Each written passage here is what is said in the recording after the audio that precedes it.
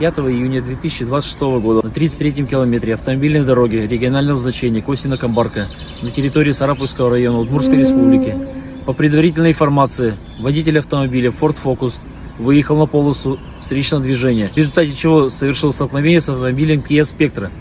В результате дорожно-транспортного происшествия погибло 5 участников дорожного движения, из них 2 детей, и 5 участников дорожного движения получили травмы различной степени тяжести, из них 1 ребенок. На месте дорожно-транспортного происшествия работают сотрудники госавтоинспекции, следственно-оперативная группа, подразделениями МЧС, производила деблокирование погибших. Причины и обстоятельства дорожно-транспортного происшествия устанавливаются.